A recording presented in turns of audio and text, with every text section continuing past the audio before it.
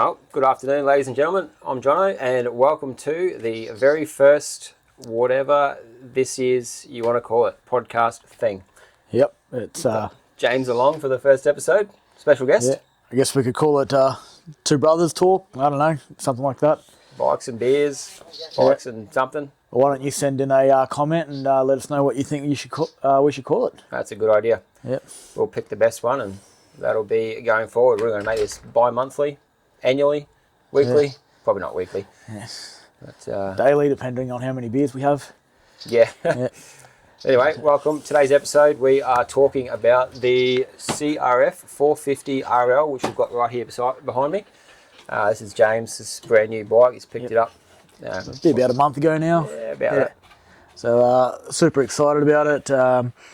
I raced dirt bikes when I was younger. I had the CRF450. Really enjoyed that bike. Always loved my Hondas. So bought this brand new stock. We'll do a little bit of a talk about what it's like stock off the floor and who it's suited to. So yeah, the first time we picked it up, we've done a little bit of video about it. More doing a review on the tyres. So when we went out, comfort wise, bike was really nice to ride. Really smooth, at a good low end power, not a lot of legs up top. Suspension, everything really well set up, straight from the shop. Max speed I found on it, I was expecting a bit more. It was only getting up to about 124, and then just flattening out and not doing any more. But yeah, that was the thing that surprised me the most. Like, you'd rev the guts out of it, like first gear through to fifth, even sixth gear, you get there really quickly. 123, 124 to just stop and cut out. Like you're just holding it flat and nothing else. And coming from riding CRS for a long time, I knew it had more legs, and it was just about trying to find out how to unlock that. So yeah, after the first ride, when we had the stock tyres on it, went out through a bit of the forestry. The stock tyres are absolutely horrible. Probably the worst tyres I've ever had on a motorbike. So just a bit of context there. They do come out they're branded as a dual sport motorbike and aimed at beginners. So they are learner approved when you buy them from the factory. So they've put a very dual sport orientated tyre on it. So it's almost a 50-50. So it can do a bit of dirt riding, more your gravel roads and gravel tracks and that sort of stuff. But when it comes to anything a bit more difficult, they're not worth. I don't even remember the brand name of them. Weren't really worth remembering. But yeah, I'd definitely recommend getting rid of them straight away. Yeah, they are starting to form part of the corners on our track that we built, which we'll show you a bit later on. Yeah, they were. Like we took them out in the bit of a. It wasn't even muddy. It was just a bit of slippery ground, and I came off 3 times in about 500 meters. And the ones you had on the DRZ, the big chunky ones, were just cruising through it. And they were the stock tyres on the DRZ too, not any ones that I've upgraded to. And like even themselves, they're not a great tyre, which they do okay. Then let's have a talk about, as you were saying, that it's a road legal. It's designed for beginner riders. Myself, I'd say I'm probably an intermediate rider. I'm not an advanced rider. I never got really good, but got fairly decent. For a beginner rider jumping on a bike, I think it's a great bike. I'd give it a 7 out of 10 for that. So let's talk about the ratings. We'll break this down into a couple of different categories. And then, so as you were just saying, then we'll cut that bit out. But well, you're gonna have to start again. Yeah. Now.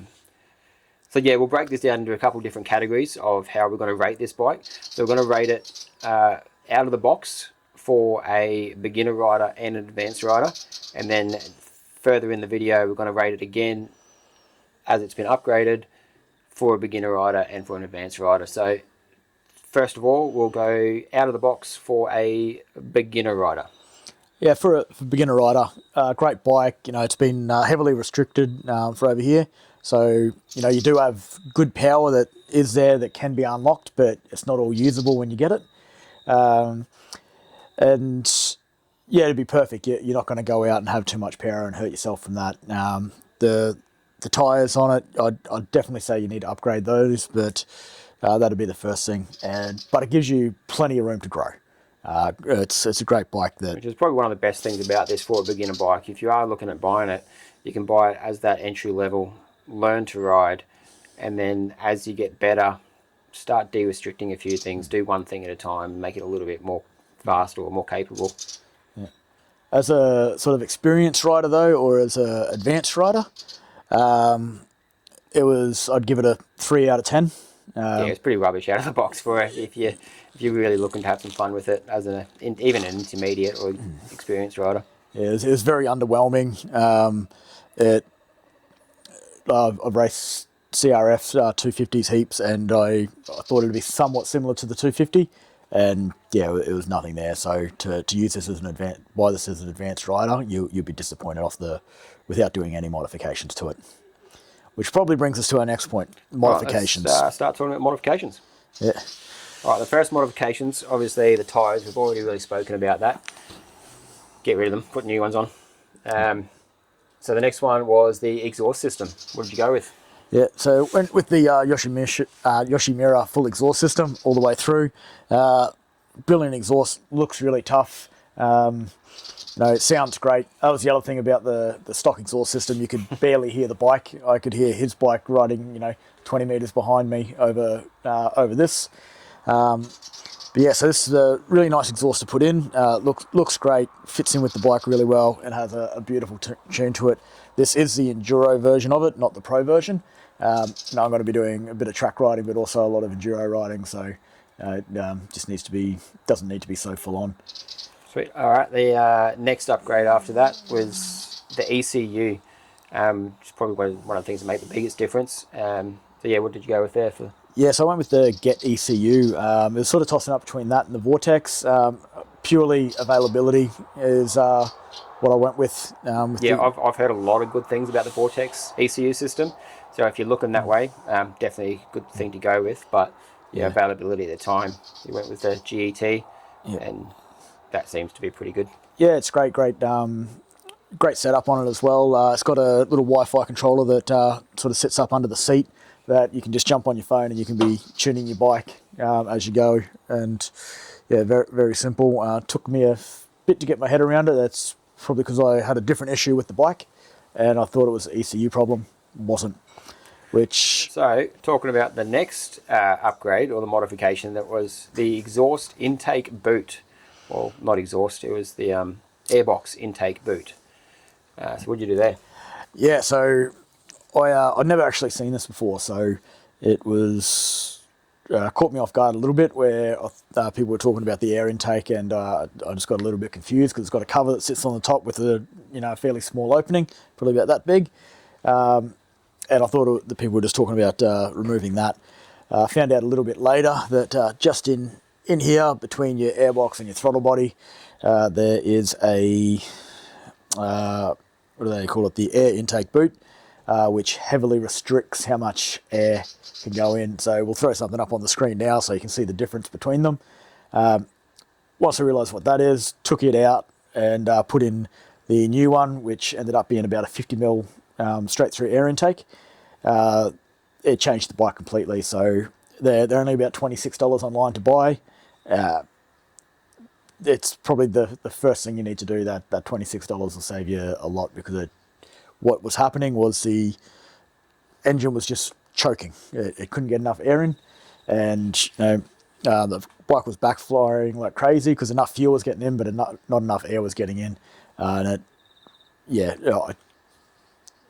it caused me a lot of dramas until someone told me what that is. The next one was the tail tidy, which doesn't really change the performance at all. Not really a performance modification, but it definitely looks a lot better up in the back. I don't know if you can see that behind me there. But definitely if you want to upgrade the looks of the bike, which is pretty important. Sometimes more important than anything else for some people. If you're a beginner rider, you may as well look good. If you're a really advanced rider, look bad and you look awesome when people see you ride. Yeah, one of the first rules is always look cool. So sometimes it's good to do that sort of stuff. Yeah, so... any issues with the bike? Obviously, we've spoken about that air intake being such a restriction. Yeah, so when the bike was stock, apart from just very underwhelming and everything, there's no actual issues with it. For a beginner rider, perfect. Once I started putting these mods on, as I was just saying, put the exhaust on and then I put the ECU in, the bike was just backfiring like crazy. It was doing a lot of compression braking, which I was trying to get rid of. It was almost throwing me over the handlebars. Then I was coming up to jumps and it just ran out of legs, and yeah, it was rather annoying. But yeah, when I found out about that, the air intake boot, it fixed everything. So just a really simple fix. It takes about half an hour to do, if that. Yeah, little not as simple to do. You actually have to take all your covers off, and then you have to undo your top bolts on your subframe and drop the subframe back so that you've got enough room to get that out. But again, yeah, it's still only a half an hour job. Alrighty, so moving on from that, we've done the air intake boot. So yeah, make sure you keep an eye on that if you are looking at buying one of these bike, upgrade that quickly. So let's talk about how the bike currently runs now that we've done all those upgrades and made it a much more capable, user-friendly bike. So it's tyres. What have you upgraded to? Yeah, so I've got black ones. They're both round. Good start. Yeah, so what have I got there? The Pirelli Rallycross on the front. Is it the 606? Yeah, so the D606 on the rear, which is a Yep. great dual sport tyre. Any bike really, you can't fault them. They're maybe not quite the best, but they're not the worst. They just always super reliable. And then yeah, the MT21, which is the Pirelli Rallycross on the front. Heard a lot of good things. We probably went a little bit undersized with this one. It's the 80 by 90 21. We're probably better off going the 90 by 90 21, just to get that a little bit bigger. But still a lot better than the stock standard ones. So the power, we spoke about that. Obviously, we upgraded it to the GET ECU system. Yeah, we sort of explained how much benefit that gave with being able to control the mapping and Bluetooth and all that, so you can update it on the fly. So probably do a comparison from stock. When we were talking about, we were hitting that 124 k an hour max, and that was just leveling out. I think I could still get a little bit more out of this, but as soon as I put that on and changed the air intake, I hit 156 k an hour on it. Still could have pushed it a bit more, so I think it still would have got like 160 without anything else, without changing the gearing. But really, for what I do, there's absolutely no need to be going that fast. So it's got way more than I need. It's great. If I was doing the Fink, I might change the gearing slightly to get a bit more speed out of it. Exactly. Like speed limits on the road, you can only do 110 at the most generally, unless you're on a racetrack. I mean, you never really need to go any faster than that. So power-wise now, can pop it up in fourth gear.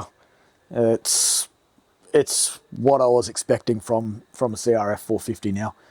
Still a little bit less than the race version, but it's exactly what I wanted. If anything, it scares me a little bit now with the power. She's a lot of bike there. Yeah. So definitely don't recommend this for a beginner. No. So let's that brings us into our next set of rating systems. So we'll rate this bike out of 10 for an experienced rider.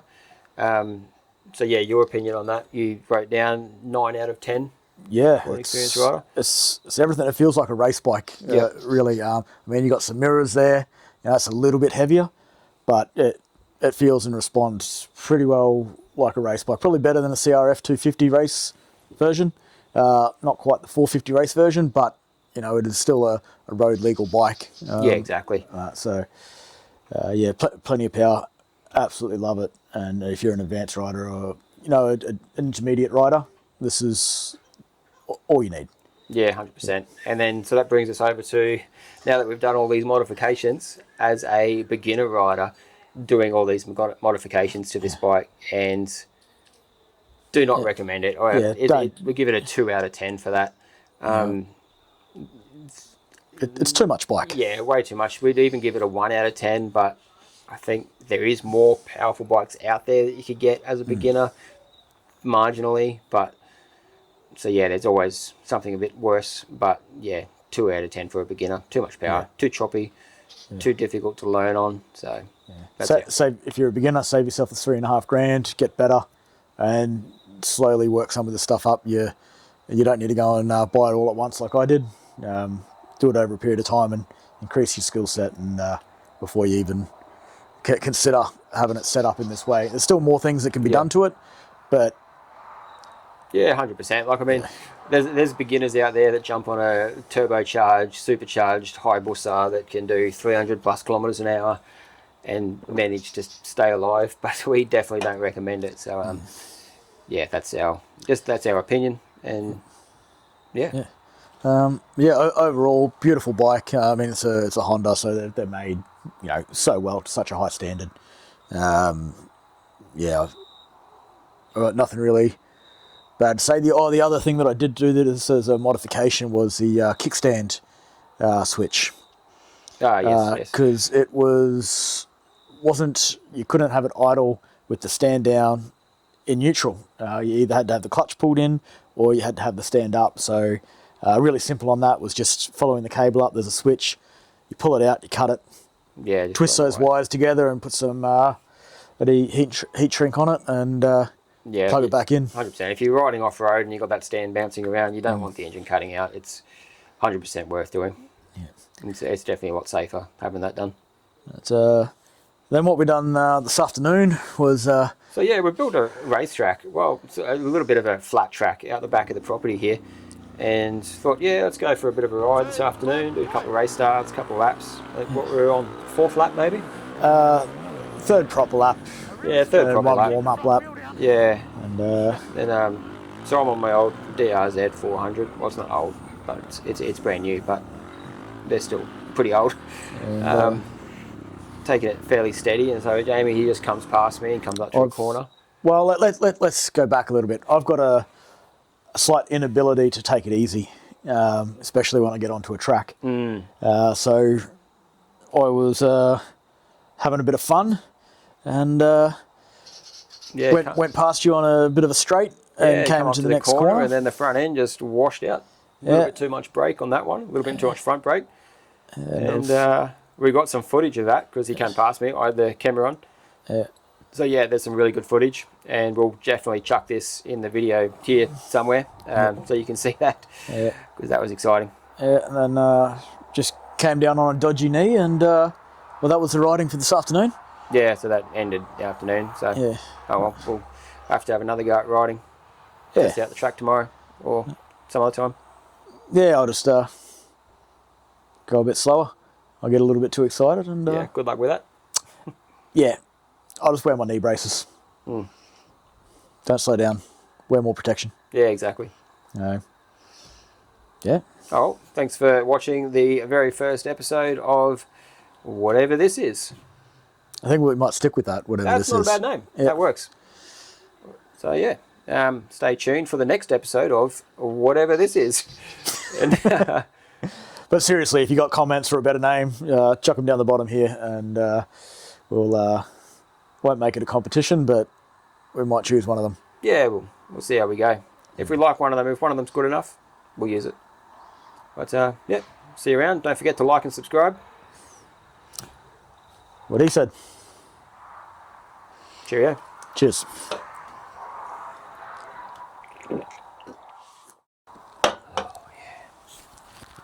Oh yeah.